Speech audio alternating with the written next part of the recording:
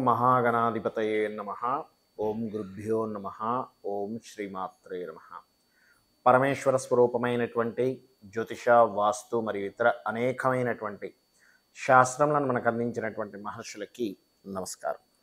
హయగ్రీవ హయగ్రీవ హయగ్రీవేతి యో వదేత్ తస్య నిస్సరతే వాణి జహ్నుకన్యా ప్రవాహవత్.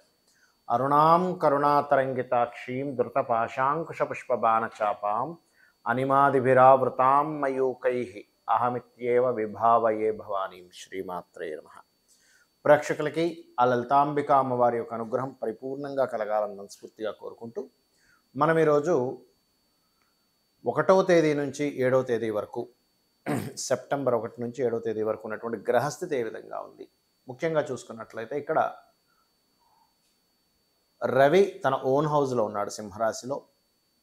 శుక్రుడు నీచబడి కేతువుతో కలిసి ఉన్నాడు. అదేవిధంగా కర్కాటకంలో బుధుడు మరియు బుధుడి యొక్క రాసుల్లో అంటే మిథునంలో కుజుడు, వృషభంలో గురువు, మీనంలో రాహువు, శని వక్రించి కుంభంలో ఉన్నాడు. ఈ యొక్క గ్రహస్థితిని అనుసరించి 12 లగ్నాల వారికి, ఎప్పుడు నేను లగ్నాన్నే ప్రాధాన్యంగా తీసుకుంటాను, లగ్నం తెలియని వారు రాశించి తీసుకోండి, ఏ విధంగా ఉండబోతుంది, ఏ గ్రహాలు బలంగా ఉన్నాయి, ఏ గ్రహాలు పాజిటివ్ ఫలితాలు ఇస్తున్నాయి, ఏ గ్రహాల విషయాలు జాగ్రత్త వహించాలి, ఈ యొక్క విషయాలు చెప్తుంది నేనైనప్పటికీ కూడా చెప్పేస్తుంది సాక్షాత్ ఆ లలితా అమ్మవారిగా భావిస్తూ అంటే కొంతమందికి ఏమవుతుందంటే కేవలం ఇది ఒకటే కాకుండా వాళ్ళ పర్సనల్ చార్ట్లో కూడా ఏం చూసుకోవాలనేది ఉంటుంది. ఆ విషయం కూడా మీరు తెలుసుకోవాలనుకుంటే వీడియో ఆఖరి వరకు చూడండి. ఒక్కొక్క లగ్నం గురించి మనం తెలుసుకుందాం. సింహలగ్నము, సింహరాశి.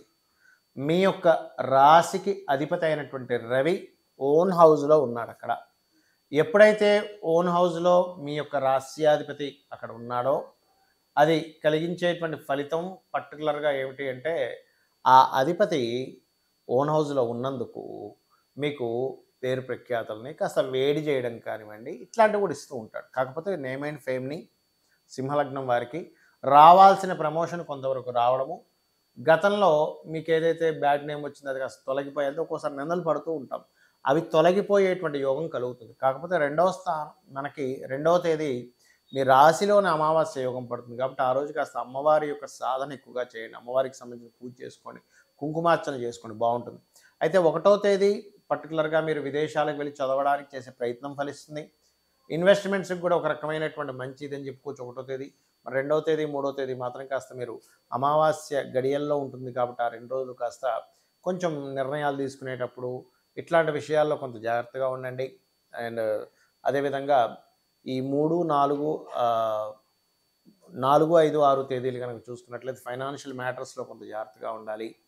అలాగే ఇక్కడ ఈ యొక్క 7వ తేదీ మాత్రం కెరియర్ సంబంధించిన విషయంలో తొందరపాటు నిర్ణయాలు పనికిరావు.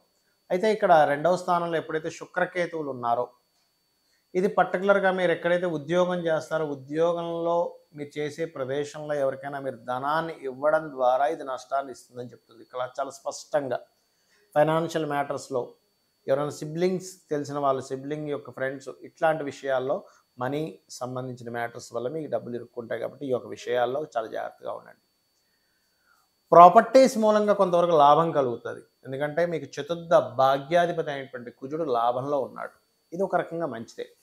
అయితే అది శత్రుక్షేత్రం అయింది, దాని ద్వారా చిన్న చిన్న గొడవలు కూడా ఉంటాయి, లేదని కాదు. కాకపోతే ఈ యొక్క అంశం అనేటువంటిది ఏదైతే ఉందో ఇటువంటి అంశాలు ఈ రకంగా ఫలితాలను ఇవ్వబోతున్నాయనేటువంటి సూచిస్తుంది.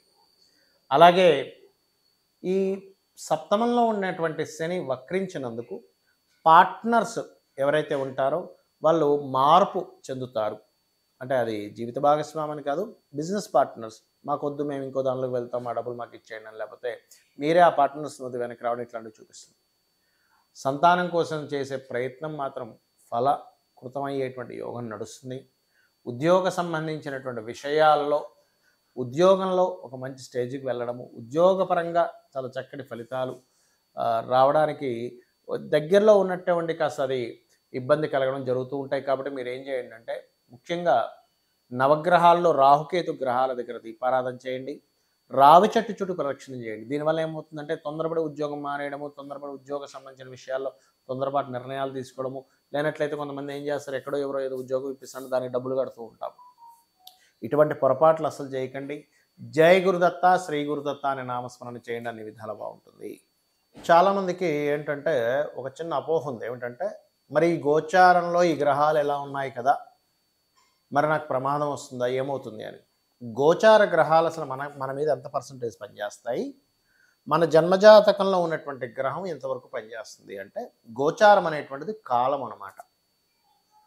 బయట ఉండేటువంటి ఒక ట్రాఫిక్ అనుకోండి, బయట ఉండేటువంటి అట్మాస్ఫియర్ అనుకోండి, సిచ్యువేషన్స్ అనుకోండి, ఇవన్నీ గోచారం. జన్మజాతకం అనేటువంటిది మన స్ట్రెంగ్త్, మనం పూర్వజన్మల్లో ఎటువంటి కర్మ చేశాము, ఒకరికి చక్కగా విద్య నేర్పామా, లేనట్లయితే ఒకరికి సహాయం చేసామా, ధన సహాయం చేసామా, మాట సహాయం చేసామా, లేకపోతే ఒకరిని ఇబ్బంది పెట్టామా, ఒకరిని మానసికంగా క్షోభ పెట్టామా, ఇవన్నీ కూడా మనం పూర్వజన్మ చేసుకున్న కర్మను బట్టి మన జన్మజాతకంలో ఉండేటువంటి లగ్నం నుంచి ద్వాదశ భావాలు ఏవైతే ఉన్నాయో, నవగ్రహాలు, అందులో ముఖ్యంగా 2 ఛాయాగ్రహాలు ఉన్నాయో, అవి భగవంతుడు గొప్పగా తయారు చేసిన ఒక సాఫ్ట్వేర్. అంటే చూడండి, మనం ఒక కారులో వెళ్తున్నాం, ఉదాహరణకి సిగ్నల్ పడింది, అయినా చూసుకోకుండా దాటేసాం, వెంటనే ఏం చేస్తుంది, కెమెరా అక్కడ ఫోటో తీస్తుంది, మనకి ఫైన్ వచ్చేస్తుంది. అలాగే చాలా గొప్ప సాఫ్ట్వేర్ భగవంతుడు క్రియేట్ చేసింది ఏంటంటే ఈ నవగ్రహాలు. నువ్వే తప్పు చేసినా ఇమ్మీడియట్గా స్నాప్షాట్ వెళ్ళిపోతుంది, నువ్వు నెక్స్ట్ జన్మలో అనుభవించాలి. నువ్వే మంచి చేసినా ఇమ్మీడియట్గా వెళ్తుందండి, అది కూడా ఉంది. అంటే ఎలాగా అంటే చెప్తాను చూడండి. ఇప్పుడు మీ యొక్క రవి బాగోలేడు అంటే దాని అర్థం ఏమిటంటే, మీరు పూర్వజన్మల్లో మీ యొక్క అధికారం దుర్వినియోగం చేశారు. రవి చాలా బాగున్నాడంటే అప్పుడు ఏం జరుగుతుందంటే, మీకు మంచి తండ్రి ద్వారా సహకారం, గవర్నమెంట్ ద్వారా సహకారం, రాజకీయంగా ఇప్పుడు ఇవాళ రేపు ఉండేటువంటి రాజకీయాలు రవి ఒకటే కాదు, రాహువు శని యొక్క ప్రభావం కూడా ఉంటుంది. బట్ ఆరోగ్యం బాగుంది అంటే రవి. అంటే పాస్ట్ లైఫ్లో ఎవరికో మీరు ఈ ఆరోగ్య సంబంధించిన విషయాలు కానివ్వండి, లేకపోతే అధికార సంబంధించిన విషయాలు కానివ్వండి, తెలుసో తెలియకో అజ్ఞానంలోనో స్వార్థం కోసమో ఏదో తప్పిదం జరిగింది అక్కడ.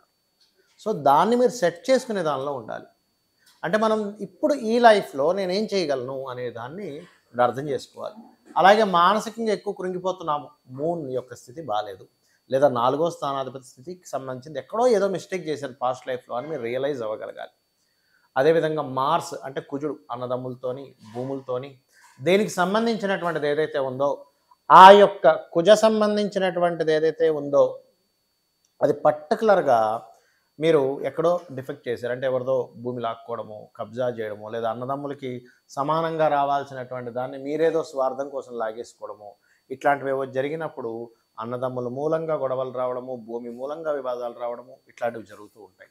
కొంతమంది స్వార్థం కోసం మీరు న్యాయంగా ఉన్నా వాళ్ళు ఏదైనా కబ్జా చేశారంటే అది వాళ్ళకి మళ్ళీ అది ఉంటుంది, దాని ప్రభావం ఉండదని కాదు. ఇలా ఒక్కొక్క గ్రహము మీరు చేసినటువంటి పూర్వజన్మలో చేసినటువంటి కర్మ ఆధారంగా భగవంతుడు పర్ఫెక్ట్గా అక్కడ పెడతాడు. అంటే ఆ సాఫ్ట్వేర్ క్రియేట్ చేసి వదిలేశాడు, అది దాని పని చేస్తూ ఉంటుంది. ఒక సాఫ్ట్వేర్ని క్రియేట్ చేసి ఎలా అయితే మనం సిగ్నల్ దగ్గర ఈ గ్రీన్ లైట్ పడినప్పుడు ఒక రకంగానే రెడ్ లైట్ పడినప్పుడు ఏదైనా వెహికల్స్ వెళ్తుంటే ఫోటోస్ తీసి ఎలా ఇస్తుందో ఇది కూడా అంతే. కాబట్టి మనం ఏం చేయాలంటే ఏమీ భయపడకుండా అసలు మనం ఎందుకు ఈ జన్మ ఎందుకు తీసుకున్నాం, what is the reason, purpose ఏమిటి, ఈ జన్మ రావడానికి గల పర్పస్ ఏమిటి అనేటువంటిది మీ లగ్నము మీ ఆరోభావం చెప్తుంది. మీరు ఎందుకు ఎంతో కష్టపడ్డా సంపాదించలేకపోతున్నారంటే మీ ధనాధిపతి ఎలా ఉన్నాడు, అసలు ఏ మార్గంలో ఉంది. జ్యోతిశాస్త్రంలో ఉన్న గొప్పతనం ఏంటంటే మీరు ఏ మార్గంలో వెళ్తే సంపాదిస్తారనేటువంటి ఒక గొప్ప విషయాన్ని అక్కడ చెప్తూ ఉంటుంది. అలాగే మరొక విషయం ఏంటంటే దీంతోపాటు ఇక్కడ చాలామందికి తెలియని విషయం ఏంటంటే, చూడండి ఎంతో సంపాదిస్తున్నానండి రూపాయి నిలవట్లేదు అంటూ ఉంటారు. కారణం ఏమిటంటే ఎక్కడో మీరు ఇంట్లో వేస్టేజ్ జోన్లో బీరువా పెట్టడమో, లేకపోతే చెయ్యకూడనటువంటి కొన్ని ఇన్వెస్ట్మెంట్స్ చేయడమో జరుగుతూ ఉంటుంది. ఎలా ఉంటుందంటే అది ఒక కుండలో మనం వాటర్ పోస్తున్నాము, కానీ ఆ కుండ చిన్న చిల్లు ఉందనుకోండి, ఆ చిల్లు ద్వారా ఎలా అయితే నీరు పోతూ ఉంటుందో ఆ రకంగా మీ యొక్క ధనం వేస్ట్ అవుతుంది. అదేంటో కూడా తెలుసుకోగలగాలి. అలా 1 కాదు 2 కాదు, వివాహ సమయాలు తెలుసుకోవచ్చు జ్యోతిష్ శాస్త్రం ద్వారా. ఏ బిజినెస్ చేస్తే బాగుంటుందో తెలుసుకోవచ్చు. ఎక్కడ నేను రాంగ్ స్టెప్ వేస్తున్నానో తెలుసుకోవచ్చు. ఏ దేవతా ఆరాధన చేస్తే బాగుంటుందో తెలుసుకోవచ్చు. మీరు ఏ రత్నధారణ చేస్తే బాగుంటుందో తెలుసుకోవచ్చు. ఏ దేవతా ఆరాధన చేస్తే బాగుంటుందో తెలుసుకోవచ్చు. ఎవరికి సేవలు రకరకాలు ఉంటాయి. మీకు మీ యొక్క పూర్వజన్మ కర్మ తొలగిపోవడానికి ఈ జన్మలో ఎవరిని సేవించాలి? అందరినీ సేవించాలి, కానీ ప్రత్యేకంగా ఎవరిని ఎక్కువ మీరు సేవించాలి. ఎందుకంటే మీ పూర్వజన్మలో చేసుకున్నటువంటి కర్మ ఏ రూపంలో మీకు కనెక్ట్ అవుతుంది, దాన్ని మీరు ఎట్లా చేసుకోవాలనేటువంటిది మీ పర్సనల్ చార్ట్లో ఉంటుంది. మరి గోచారం అంటే కాలము, అంటే ఈ కాలానికి సంబంధించినటువంటిది సిచ్యువేషన్స్ ఎలా ఉన్నాయి. సో ఇలా ఉంది కాబట్టి ఇప్పుడు మీకు ధనస్థానం మీద ఫలానా గ్రహం కనెక్ట్ అయి ఉంది కాబట్టి మీరు దీనికి ఏమి చేయాలి, ఇప్పుడు ఎలాగ నిర్ణయం తీసుకోవాలి, ఎట్లా జాగ్రత్తగా ఉండాలనేటువంటి మనం చూడండి. ఇప్పుడు బయట వర్షం పడుతుంది, అప్పుడు ఏం చేస్తాం? అమ్మో వర్షం పడుతుందని గొడుగు పెట్టుకుని వెళ్తాం. అంటే ఏంటి, కాలంలో అట్మాస్ఫియర్ లేదా చలి ఉంది కోట్ వేసుకుని వెళ్తాం. బాగా ఎండ ఉంది, అమ్మో కొంచెం కారులో వెళ్దామండి, అమ్మో మనం బైక్ మీద వెళ్ళలేమంటాం, అంటే వడదెబ్బ తగులుతుంది. అంటే ఏమిటి, కాలంలో ఉండేటువంటి మార్పులను బట్టి మనం ఎలా జాగ్రత్తలు తీసుకుంటామో, గోచార ఫలితాలు మనం వార ఫలితాలు చెప్పుకుంటున్నా, మాస ఫలాలు చెప్తున్నా, ఏం చెప్తున్నా దీనికి సంబంధించిందని మీరు అర్థం చేసుకోవాలి. ఈ రకంగా మీ యొక్క జన్మజాతకంలో ఉండేటువంటి గ్రహాల స్థితిగతుల్ని, గోచారంలో ఉండేటువంటి స్థితిగతుల్ని ఎప్పటికప్పుడు తెలుసుకుంటూ మీరు పరిపూర్ణమైన విజయాన్ని ఆ యొక్క అమ్మవారి అనుగ్రహంతో మీరు పొందాలని మనస్ఫూర్తిగా కోరుకుంటూ శ్రీమాత్రే నమః.